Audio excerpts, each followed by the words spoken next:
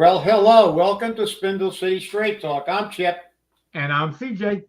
And it is Friday in the Riv after another week of exciting Fall River, being Fall River. And we're out $1 million. We're out $1 million. We're out $1 million. We're at a lot more than that. There's a bunch of all the lawsuits under Paul's governance. $940,000 based on Paul's management, based on how Paul handles things, based on Paul's ignorance. Thanks, Paul. And there are still some pending. Yes, there are. There are pending cases. So, look, there's no leadership at all. And it's like, we keep hearing that mixed message from the pathological prevaricator, because he keeps talking about how tight money is and how the rents are too high,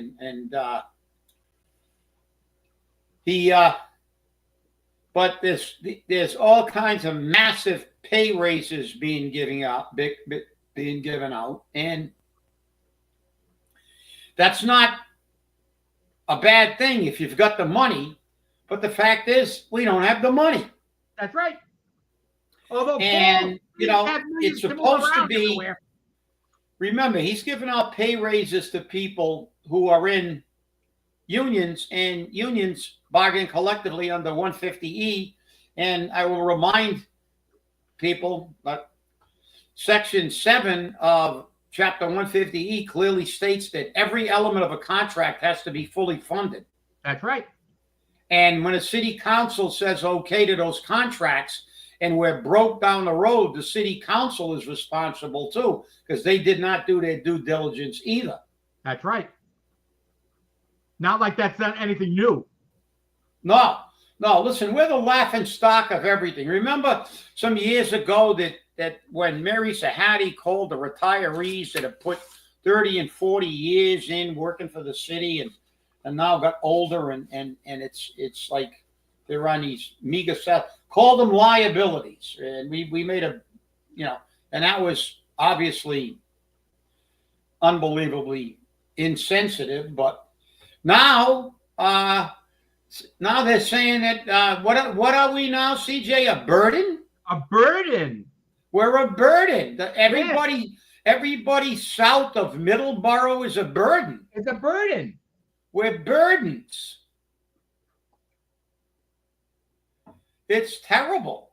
Yep, but our state delegation has time during budget season in Boston to play with kids from a local school, from the Trinity School, okay, a Catholic school. Not that I'm against Catholic education. I think Catholic education is better than what our former public schools develop.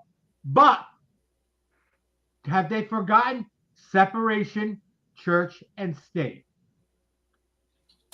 And when you have a city councilor that is also a principal of a Catholic school, a state representative who is a lector at a Catholic church, a state senator that plays political grab ass with the church and the band clubs, you have an issue. You have an issue. I don't pay you to play with kids on the State House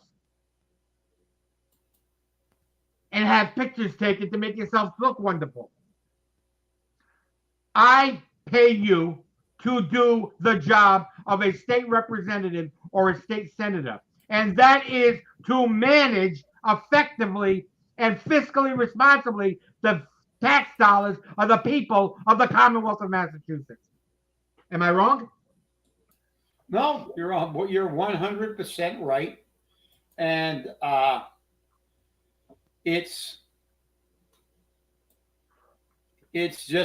ridiculous. And by the way, just for the general public here, we are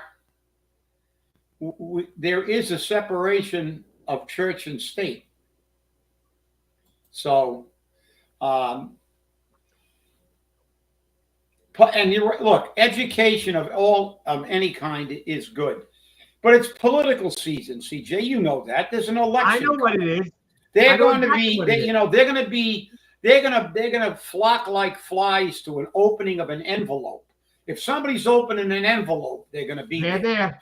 But I mean, we are the laughing stock. Now we've been basically called a burden. This is a burden, the MBTA coming down here. It's become it's burdensome because the serfs.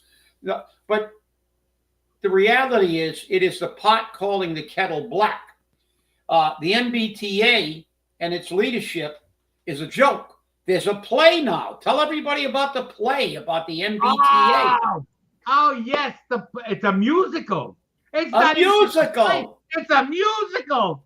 All about the fiasco known as the MBTA. All about it. And it's sold out. Imagine that. People are going to see it. The MBTA is a musical comedy. That's right. That's right. By the way, before we go any further, I want to extend my condolences to Chris Bartley and his family. James Bartley passed away.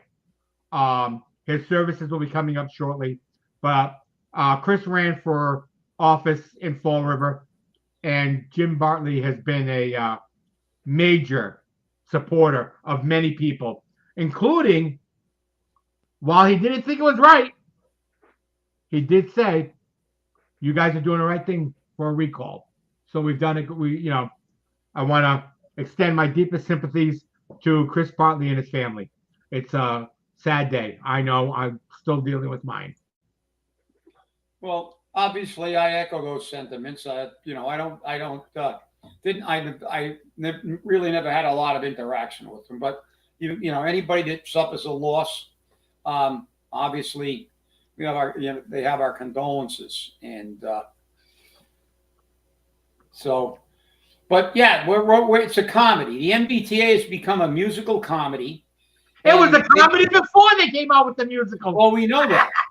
We know that. It's been a comedy basically since its inception. That's right. Thing's never run on, never run under budget, never ran effectively, never ran efficiently, which segues into.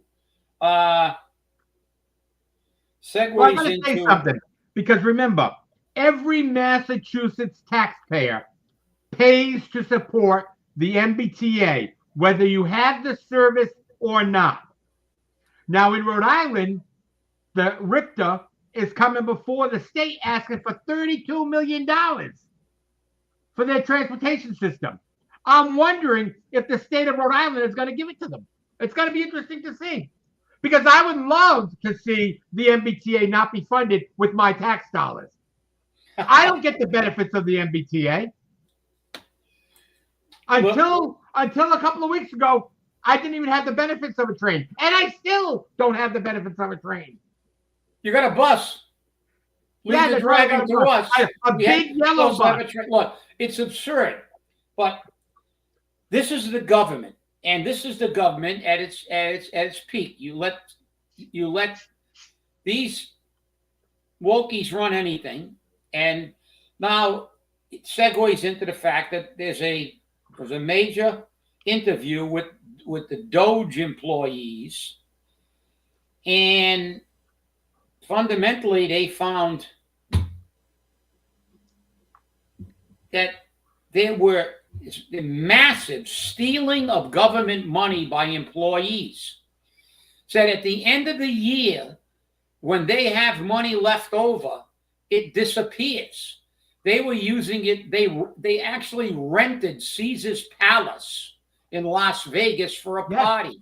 Yeah. They rented football stadiums. They were going on trips everywhere with money that was budgeted, taxpayer money. I mean, they put a litany of things besides spending it on other things. And the horrifying fact is they said that in most cases, than averaging less than 15 cents on the dollar that gets to where it's supposed to go anyway. It gets lost along the line to consultants and government bureaucrats and friends of government. It's a horror show. These people all belong in jail. That was a telling interview, and they had proof. We know what happened with Social Security when we got 5-year-olds getting Social Security and 130-year-olds getting Social Security, and people who aren't born yet getting Social Security. There's no, the lunatics are running the store. $12 million for hybrid buses. Yeah, not a hybrid. Yeah. Yeah. Which, they'll need them, but when the batteries all die. Which means they still run on diesel. Yeah. But this is look. And remember, that $12 million was supposed to, and I'm saying this very loosely, supposed to go to buy the buses. Okay? And remember, CERTA doesn't just serve Fall River. They serve Fall River, Westport, Somerset, Swansea, Dartmouth, New Bedford, Fairhaven. That's Acushnet. That's what they service. So break that $12 million and divide it by all those communities and see how much money you got. Yeah. Well, remember, it's not the FTA. It's not the Fall River Transit Authority. That's right. It is a regional. It says that's the R in that acronym. That's so right. We know what the R means. It means regional. And look, everything they do is wasteful. There is no accountability in government. That's what Doge River. They said nobody paid attention to this money for years. At the end of the year, they don't even ask them to give the money back. They have no idea how much money they have left. They don't even bother asking, because this is what the powers to be in Washington. That's why they're all rich. They're making $175,000 a year, but they live like people who make $175 million a year, because they do. And we're looking at Fall River. I know that Jeff said, he's saying they're doing a great course. It's an election year, but you ride down these streets, they're just abysmal. I come up Eastern Avenue every day to go home, and you can't avoid a pothole. It's a patchwork quilt. We have. We look at the record.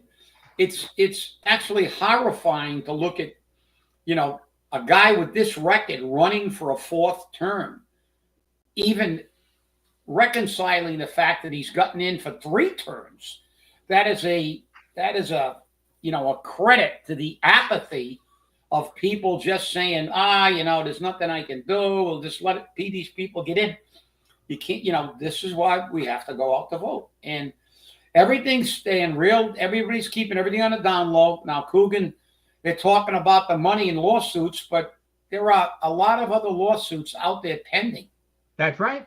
There are numerous. And that other lawsuit about the sexual harassment hasn't even begun yet. We don't even know where that one's going. They haven't even discussed it. Why? Because we dismissed it. Yep. We dismissed it.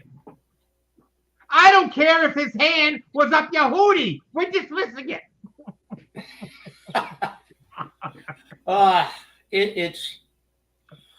It's scary, because government has become a monstrous vacuum cleaner of taxpayer money on all levels, because that's basically what it is. So it's just like all we are to them are ATM machines. But we are the burdens,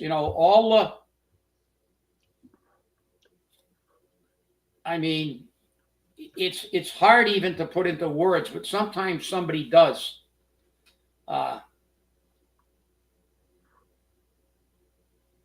Yeah. But Jeff, The key isn't that they sign the papers. The key is that they get out and vote. Exactly. Okay. You got to get everybody to sign that paper and make sure that you remind them time and time again that you have some get-togethers to keep the cause going, because That's right. like the recall, you've got to knock on doors. You've got to tell people, just like Trump did. Trump went to places where they said, "You're not going to win New York. You know that. It's a navy blue state." And he said, "I'm still going to get some votes." And that's why he performed better in all demographic groups. And you're right, Gene. Talk is cheap. But let me tell you something. One of the things these candidates need to do, and I'm sorry, they're not doing it. When they're getting that signature on the paper, okay, ask them, do you want a mail-in ballot? It'll come right to your house. Here's the paper. Sign here. I'll turn it into elections for you. You'll get a ballot to vote from home. No question about it. Now, I don't trust the mail-in ballots, but it's an option that's there. And if that helps to relieve some of the apathy, I'm all for it. But I'm all for security. And I don't want to hire former police officers to stand over our ballots. I want state police officers in here to stand over our ballots. And it's not that I don't trust our former police department. There is just too much bullshit between the 6th floor and the chief's office. And anything is possible between the two. Because remember, if you don't do what I say, you're out of there. Well, we know what happened during the recall. We had petitions in the elections office that were seen the day they were turned in, and they weren't supposed to be. They would go into the election office and make copies of that. But you know, the good thing about the recall was it was really a good exercise in democracy. We worked hard on that thing. People knocked on a lot of doors, and the other side worked hard. We were on a radio every day. People knocked on doors all over the city. We had people working hard on both sides, and it was a nice exercise in trying to get the vote out. And we did it. December 16th, nothing else on the ballot to act as a hook to bring people out, and we got more people in our recall than Coogan's gotten in any of his 3 elections. Exactly. So this is a credit to the fact that, hard work pays out. And as Gene said, talk is cheap. A lot of people can talk the talk, but they can't walk the walk. Or they don't try to. And they don't even attempt to. Then they'll have an excuse. I know a guy one time, a few elections ago, I talked to, and I think I talked to him the day of the election. And I said, "You're going to vote?" He said, "Oh, yeah, I'm going to vote." Then I saw him 2 days after the election. I said, "Did you vote?" He goes, "Oh, I got tied up. I never made it." It's like, really? Really? How long was it going to take you to go to show up to vote? This is the kind of stuff that's unacceptable. You can't, you get the government you deserve. You don't come out, you don't show them that you're pissed off by throwing them out of office. Watch how city councilors and school committee people become very attentive to what the voters want when they know that they will be thrown out of office after 1 term or 2 terms. As soon as they stop representing the people, they're gone like a dirty diaper. And when that happens, you will now have the control. And we used to see that all the time. I have to raise taxes this year. I got to do it. You're out of here. City council, nope, we can't raise taxes. It's an election year. Remember all those? Never. If your contract was in an election year, it was tough to negotiate them. And you know this. You were there. Try to make the money, but it did it. And that worked. And you're right, Jeff. It is bullshit excuses. But I'll tell you right now, we can't trust our media. The Herald News doesn't even write their articles anymore. They have AI do it. And they've just started slamming the subscription necessary to read an article. I don't need to read your articles that badly. So, there. They're all doing it. Yeah. But all they are is shills, and they lie, and you can't get a shit. I saw an interview. I don't know if you saw it. We suck at radio so far Paul's up ass, we can't believe a word they say. FRC Media, BCC. Paul threatened them.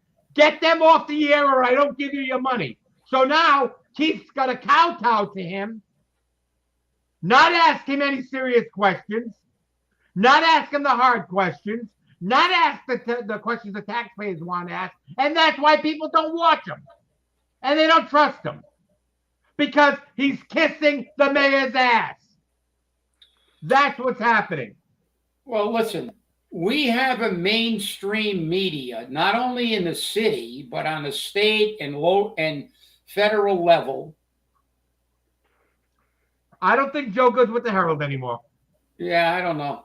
I think she's nobody is. They're replacing with AI. She's working at the pot place, I think.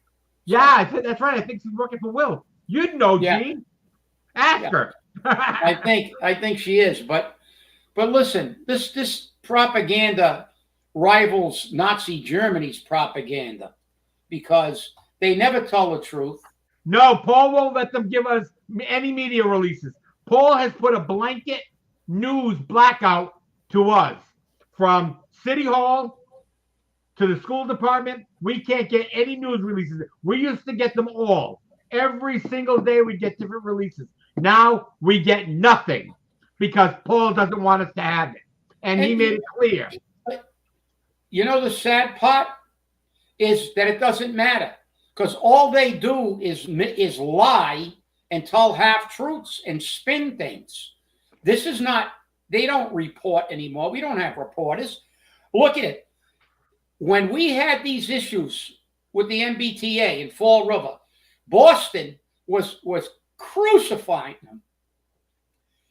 They were talking, they were killing us. And what happened? What do they write? Oh, you know, Carol Fiola's going to talk about this. They're talking to the government. It's going to, you know, we got buses ran 4 hours to come back. We showed you the articles that were written in Boston about people that were 4 hours to get from Boston to here by bus after they get stranded up there. They are nothing more than propaganda arms of whoever's in power.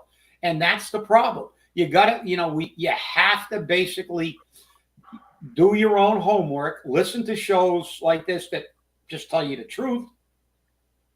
Do your own research. We tell you, don't believe us. Research it yourself. Listen, I don't know if anybody saw Stephen A. Smith, but he had an interview with some reporters, and I never saw such a total destruction of the mainstream media. I wish I would have, I wish I could get an excerpt of that. They started again, 92% of the coverage on the mainstream media since Trump's gotten in has been negative. Even though he's closed the borders to the best borders in the history of the United States, interest is coming down, prices are coming down. All they focus on is tariffs, which are ultimately going to be successful, but that takes time. But they won't give him any credit at all. They attack him, and he just did I say Smith? It's Miller, but he basically told them. He looked at them and he said, "You people did not even say a word about 2 illegals who came here, were deported, came back, were released by a judge, had ankle monitors on, and took a 12-year-old girl, brutalized her, raped her, killed her, Jocelyn Ningari, and you didn't say a damn word about it to this day. You never covered the story. But you won't let them in your neighborhood. You live in your fancy houses and your fancy condos, and if they get in your neighborhood, you're going to make sure they're gone. She said, "You're not." She said, "This is the way you operate. You'll put them in the average American's backyard, but you won't put them in your backyard." And I'll tell you what, you didn't hear a peep. It was crickets. That was the greatest thing I've ever seen. Yeah. Oh yeah. Yeah. Well, tampon. I think tampon Tim's got a tampon stuck between his ears somewhere, because that guy he's seriously ridiculous. I mean, I don't know. It just goes to show how weak the Democratic bench is when you get a ticket like Kamala Harris and Tim Walz. I don't think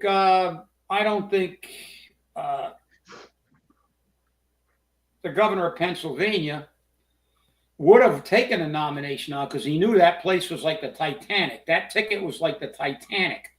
He has, Shapiro is looking to run in 28. We all know that. He's one of the people. They're all talking about AOC, but AOC's not going to get the nomination, because once she's held under a microscope, it's going to be like Kamala when she actually ran in a primary, in a Democratic primary. She was the first one out. People all forget. This is all left-wing newspaper propaganda. They're trying to convince you that she is a force to be reckoned with. Well, she already had a shot and she was humiliated. Tampon Tim and these people are trying to spin a narrative. She didn't even win her own state. She finished last in her own state in the primary, I think, either last or second to the last in her own state. She's the Linda Pereira of federal government. When Linda Pereira runs for council, she always gets near the top of the ticket because it's one of 9. Every time she ran head-to-head against anybody, she got massacred. She never came close. For state rep, for county commissioner, for mayor, you name it, she got annihilated. You know why? People look at her and go, "Oh, it's either her or the other person. It's always going to be the other person." I got 9 votes. I'll vote for a street light. I'll vote for something. These people are trying to spin a narrative. They're not serious people. Josh Shapiro is a solid candidate. I don't agree with a lot of his policies, but he is smart. He's articulate. The guy is a good politician. He is a relatively moderate Democrat. He would be a very, very solid. It's going to be somebody like him that either that or they're going to get crushed again. It's going to be like Jerry McGovern. It's going to be like McGovern when McGovern ran and he only won one state. Guess which? Take a guess. Some of you'll know. You political historians. You can answer that question. I know. I answered it on the last show. yeah, we gave you a tip. I think we mentioned it on the last show. But he only won one state. If they run these far left lunatics, they're going to get killed again. People are not going to vote for people who are supporting illegals, rapists, and murderers. And they just had another judge in Florida order the AG to stop arresting and cooperating with ICE. And the AG in Florida said, "I'm not going to stop." It was an Obama-appointed judge, of course. An Obama-appointed judge who said, there's a lawsuit from the ACLU who sues about everything, because the ACLU, they're like the news media. If anybody in the ACLU ever had one of these rapists or murderers or gang members move in their neighborhood, they would have the National Guard there. But they live in their own bubble. But, she said, as long as it's being litigated, you got to cease and desist. He said, "I'm not going to cease and desist because the ACLU is questioning the constitutionality of the law that Florida passed that basically said that law enforcement was obligated to work with the federal authorities to enforce the Constitution. If I remember correctly, this is the way they look. Screw the Constitution when it doesn't help me. Doesn't the Constitution of the United States say that coming to this country illegally is a crime? Yes, it does. Am I crazy? No. I think I saw that somewhere in the Constitution. You did. But this one is saying that to say that your law enforcement authorities, who, by the way, not only swear an oath to the Constitution of Florida, but to the United States Constitution to uphold all the laws of this nation, from the federal laws to the state laws to the laws of the community they represent as law enforcement officers. And you got an Obama-appointed judge saying, no, you don't have to abide by a federal law. What the hell's a federal law? It's only the highest law in the land. That's it. So, I mean, these people they're crazy. That's why they'll never win an election. And I'm glad to see Tampon Tim on TV because he's a nitwit. He's a nitwit. And Kamala came out after her hiatus, and she gave a speech that made no sense. It was full of people that were her supporters, and she got about 3 people clapping. She made no sense at all, again. And then she made some ridiculous comparison to zoo animals. Elephants. Oh, look at the elephants. They're making a circle because there was an earthquake to protect each other. It's like, oh, for God's sakes, Kamala, you put her under the gun running in a real primary, Josh Shapiro will eat her for breakfast. You know what Trump did to Biden?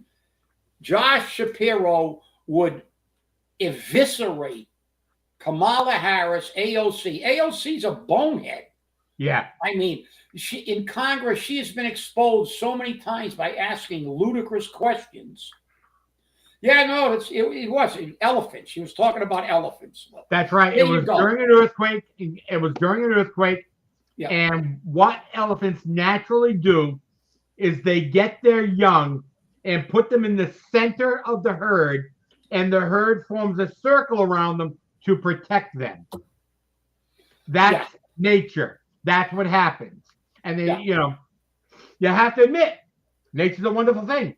Nature, it is a wonder. And you know something, CJ? What Kamala didn't tell everybody was, and you got to really commend the elephants for protecting their young. But she didn't tell you that when they found out Kamala was running, they did that. They all circled their young. All the elephants in the world were in a big circle. That's right. On election day. That's protecting their young. Yeah. Speaking of something you mentioned about illegals, there are allegations, I have to call them allegations, that Donald Trump is currently threatening to withhold all federal transportation monies from any states, Massachusetts and Rhode Island, that issue driver's license, driver's permits, operator's permits, whatever you want to call them, to illegal aliens. That could mean the Washington Bridge never gets done. Although Governor McKee says, I've got the signed paperwork. We've got that money. I've got the signed paperwork. Unless the president decides you're not getting it because you're giving illegals money. And then he turns around and says, you have to understand, these people are producing. They are reputable people. They are bringing in income. They are helping with the economy. They are taking care of their families. And now they're operating motor vehicles with a driver's license, an operator's permit, excuse me. That's right. An operator's permit, a registered vehicle, and auto insurance. Yeah. Let's see how much. Let's ask McKee. See, this is the mainstream media. They'll let him put that BS on TV. Right. One reporter asked him how much money they spent for illegal housing, illegal health care, illegal educations in our school systems over the past 2 years. No, because then you're going to find out they're a big drain. Because some guys they're giving people driver's licenses so they can register them to vote. Another giant lie. The reason that they want them to have whatever you call, they didn't call them licenses, permits, is once they get in the registry, they automatically register them to vote. To vote, exactly. It's a big scam. It's got nothing to do with them driving legally. It's like we want them on the roads, and then if you register them to vote in these blue states, they don't check. That's why they're fighting so hard against voter ID. Can you imagine a person, an elected official of this country who is supposed to be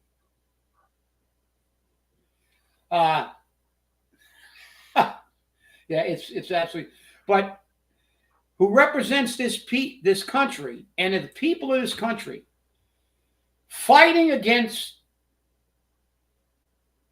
a law that says that you have to prove you're a legal citizen to vote. Just have a form of ID. You can't get on an airplane without an ID. Right now, you can't fly anymore, right? Is that in effect right now? Can't fly anymore without a real ID. That starts in 5 days.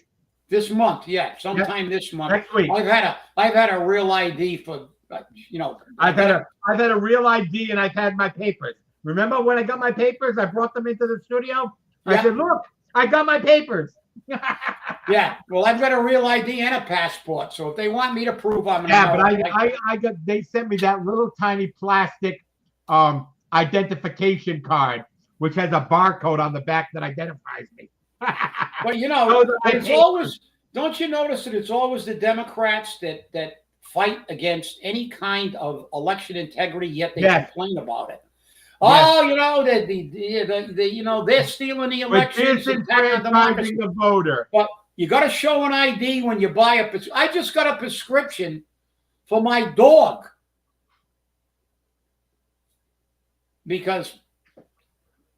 and it's a prescription that you can't get through the mail. I can't get it from one of the dogs, so I have to get it and pay more from a local pharmacy because Massachusetts prohibits this drug because it's a pseudo-narcotic. I had to show an ID at the drugstore today to get my dog gabapentin. But you're not going to require me to prove I'm a citizen. You know who's dancing in his grave, laughing his ass off? Mayor Daley from Chicago. The guy who had more dead people vote for him than any other politician in the history of America. Half the burial grounds in Chicago voted in elections that Daley ran in. That's why he stayed mayor of Chicago for so long.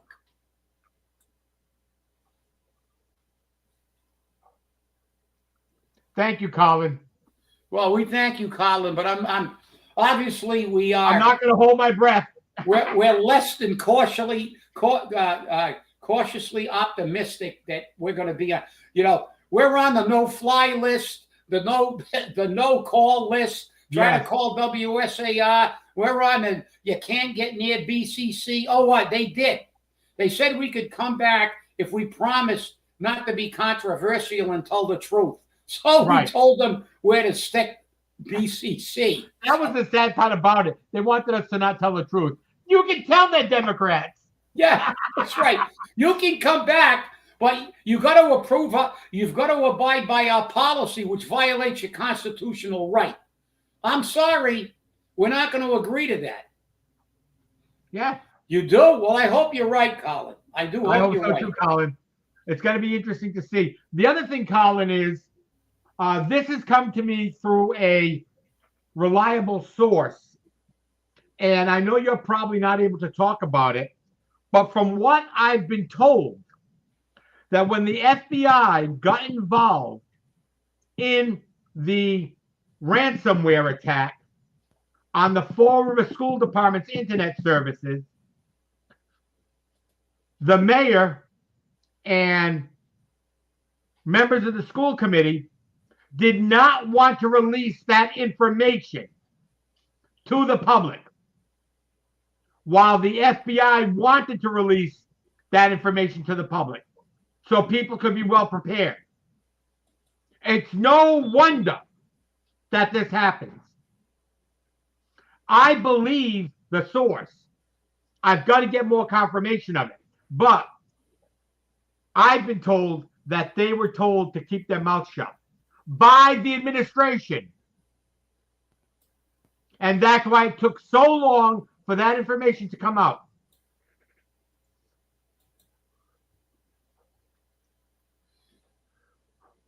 But that's why it took so long for that information to come out to the public, was because the administration did not want that information released to the public. Why? Made you look bad again, Paul? How about the fact, Paul, that you said, I'm quoting you, we do not have insurance on the school for a data breach. Then when people started looking into it, all of a sudden, you went on We Suck at Radio and said, oh, no. That was a mistake. We do have insurance. I want to know where the money came from. Well, wait a minute. I have a question. You're telling me the mayor, the ex officio chairman of the school committee, had no idea he made a mistake about something that important, and now he retracts it. There's Paul Coogan's leadership, in evidence again, his lack thereof leadership, because he doesn't know. Remember the time when he got on and he got asked a couple of financial questions? He goes, oh, I don't do the numbers. I don't know the budget. Well, that's your job. That's your job. You may not be an accountant, but you need to sit them down and have them explain why you got enough money to do what you have to do as mayor. But a couple of years ago, he could get that budget through the city council, without them voting on it. It passed after 45 days, and he had no idea what was in it, because he never knows what's in it. The department heads make it up, they put it on a piece of paper, and then they send it to the city clerk. The city clerk prints it out, puts it in a binder, sends it to the city council. The city council gets it. Listen, Paul Coogan has not done anything about anything that has been really of any value. Of any value. Yeah, that's a good way to put it. To the citizens of Fall River. That's right. The streets are still a mess. Oh, by the way, the street, New Boston Road, will be closed Tuesday, Wednesday, and Thursday. You mean where Paul has breakfast at New Boston Bakery? I guess Didn't we do Duval Street? We put everybody else's street aside, but we know who bought the property on Duval Street. That's right. So so it's a coincidence. Our streets still suck. 6 years into his mayoral term, we're going to still have unregistered motorcycles running up and down the street doing wheelies, intimidating people. We still don't know how many lawsuits, how much exactly that we've paid. He said he was going to be transparent. You can't get a report about anything all the way from Malone in the school department to what's happening in any other department, police department, DCM. We're still waiting for John Perry's reports. Yeah, well, this is a disgrace. This guy is an absolute. He's given everybody the giant finger. It's like, I don't have to tell you. You idiots keep electing me. You don't come out to vote and throw me out of office. You people, it's your fault. I'll do whatever the hell I want as long as I can get away with it. From my mouth to God's ear, if they throw him out of office, whether it be in September or November, I pray for September.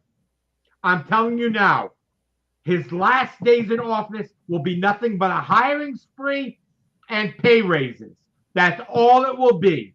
A hiring spree and pay raises. And that's why I say the next charter that comes out needs to have a clause in it that in the end of a mayoral term, regardless of re-election status, the abilities of the mayor are restricted. Yeah, I know you did, Colin. You're never going to have the vote. You're never going to have the vote. Really? Your hands are tied. When you have people like who covered up, and then you got one back. You got 2 out of the 3 that left after the Malone cover-up, and then now Corey's back.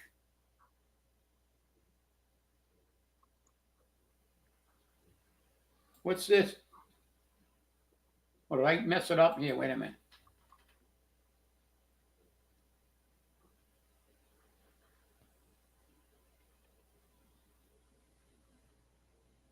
Of course, they have to do something about it. But they don't want to wait for? A They've murder? been told not to. Well, the problem is, didn't a police officer get hurt? Yep. So now that's not a reason to stop enforcing it. It's a reason to enforce it more vigorously and put these idiots in jail, like they did in Providence. Providence had a major problem until they started grabbing these bikes, putting them in a crusher, and prosecuting these people. That was the best thing they ever did. If you believe that is a reason, it shows how moronic of a spin. They can actually get away with that kind of propaganda. We can't do anything about it. That somebody should show them the video of the people in New York that were almost murdered by bikers. They were beaten on their car with helmets and stuff like this. It's like, well, are we going to wait for somebody to get out in a road rage incident and we're going to have bodies laying in the middle of Plymouth Avenue or Easton Avenue? This is absurd. This is crazy. In the streets of Fall River, lawlessness. Mad Max. Unregistered motorcycles. That's a crime in the first place. You can't ride those things on the street. Yep. And here's the kicker. They're driving unregistered and uninsured. But if you whack them with your car because they're driving like maniacs, it's your fault. You pay for it. Why? Because you have the insurance. Doesn't matter that they may be violating the law. Doesn't matter that they're not driving right. Doesn't matter that they're going the wrong way on the street. You hit them, you own it. Yeah, well. Don't know why. Don't know why that works that way. But lawyers are scumbags. They do it. Well, listen. If you happen to run one over, don't put it in reverse and back up to see if you did. Just get out of the car and walk. Then we'll have another Karen Reed trial. That's right. Well, you got to laugh to keep from crying. Can you imagine a news media outlets in a city that thinks its citizens will accept the fact that they can't do anything about them not being able to drive on their own city streets, and think that's a rational explanation for doing nothing when these people are committing crimes? They're not committing a crime.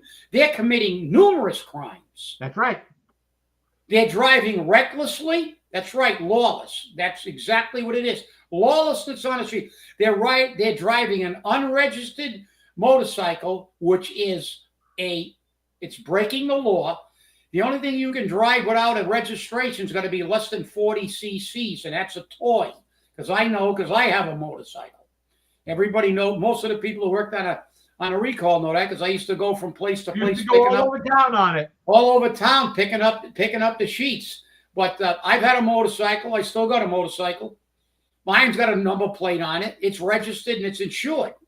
And I'm not popping wheelies on Easton Avenue because it's a total bike anyway. But fact is that they're driving an unregistered vehicle. They're driving recklessly. Sometimes they're driving the wrong way. They probably don't have a motorcycle license, which, by the way, you need now to ride a motorcycle. You have for years. But the thing is, there's like multiple criminal counts when they're coming down the street. Then you've got intimidating people, menacing people. I mean, you could go on forever, and you're going to allow the police department to tell you at a neighborhood meeting, well, we can't do anything about it because we're afraid somebody will get hurt. Well, you're supposed to be protecting the people who are psychologically being victimized, because some poor old lady driving her car surrounded by these idiots might have a heart attack someday. Yeah. Annalise, I'm not saying that it's not just illegals, but I'm going to tell you now, I know it's a lot of teenagers who don't care. I know I've seen them face to face in front of my house. Okay? And I've been threatened by them. Yeah. No, these aren't illegals. No, because the illegals get motor scooters in New York. They gave them all free motor scooters. That's right. These are unregistered dirt bikes, and those things are not cheap. So mommy and daddy or somebody bought them those motorcycles. That's right. So if they take those motorcycles and stick them in a crusher like they did in Providence, but they've got to enforce the law. This is absurd. This is propaganda again at work. They tell you there's nothing we can do about it until somebody gets murdered or maimed. That's absurd. That's not because they're doing, like I said, I just gave you multiple crimes that they're committing, doing what they're doing. And unregistered, uninsured, unlicensed.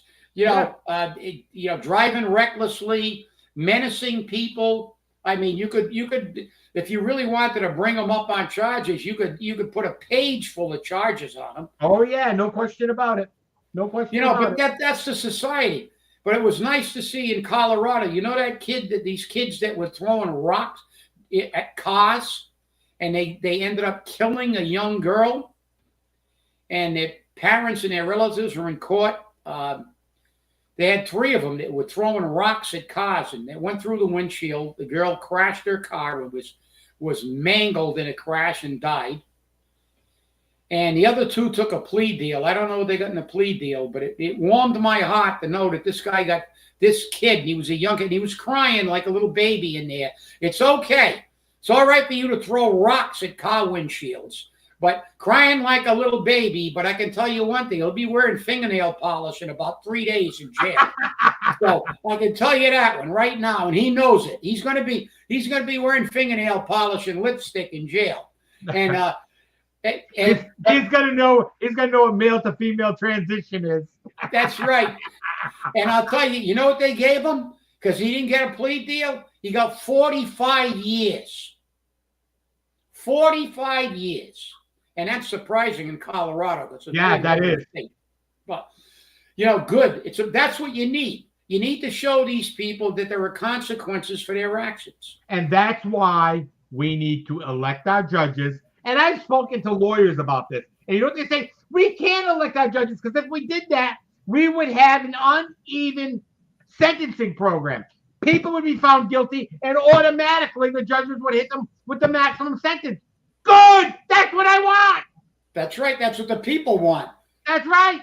The lawyers want to make plea deals. You're right. Well, look at the story we covered on one of the last shows about the guy who killed 4 people drunk and high in a car, illegal, without a license, killed them, and he let him out after 3.5 years. Right. And he was serving a lot more time, and they let him go. Now the feds are arresting him to deport him. But That was the story. The story's going, of course, where did this happen? New York State. Until some liberal judge steps in and says, you can't deport him. It's illegal. 3.5 years he served.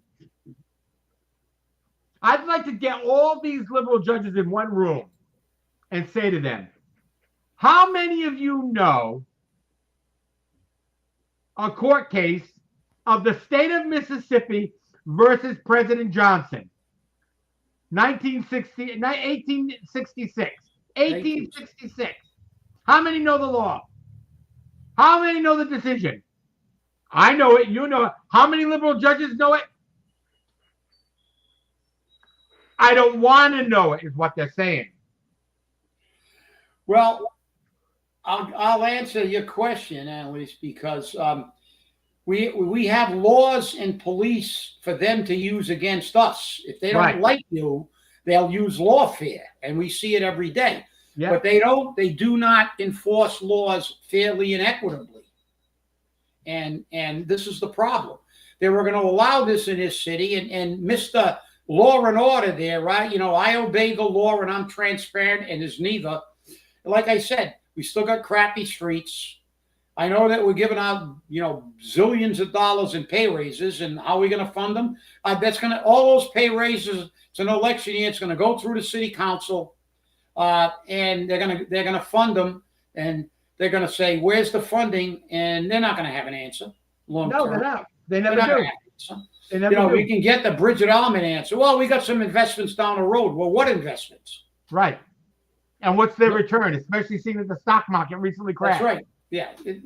But I'm sure the retirement board was looking at their portfolio going, "Thank God we have blue chips because we'd be in trouble." Yeah, but believe me, the retirement board, when we have that and when we look at our investments, we have somebody come down and we spend virtually hours going over their investments. We have a presentation from them about this thick. They break every single investment, overseas investments, United States investments, the portfolios. They've got their past performances for the past 5 or 10 years. They've got the previous predictions for their other performances. I mean, we've got documentation for what those investments are going to look like, have looked like, have received in the past, and why they're solid investments for the future. You're sounding like a fiduciary. Yeah, being fiduciaries. That's what we are. We are fiduciaries. But that's right. They're crazy. But listen, it's nuts. And this election, people have got to get out, and the weather's changing. Let's everybody get out in the streets and have a good old time. We're going to have a get together for people and get people's paper signed and get some people on the ballot. All those Portuguese feasts? Walk around with mail-in ballot applications. Have them all filled out. You don't have an excuse why you can't. If you can go there and drink and eat malasadas, you can tell them, "Sign this paper so I can get you a ballot. I want you to vote." Make them feel welcome. And what did they? And when they told us they weren't registered, we had to pay. We registered them. That's right. That's what we did. And it was the best thing in the world we ever did. Well, I want to thank you all for watching. Colin, I'll be looking forward to your information. And remember, stay safe, stay angry, and try to hold these politicians accountable. And remember, politicians come from the words politics, meaning many bloodsuckers. And that's what they are. Have a great weekend. We'll see you on Monday.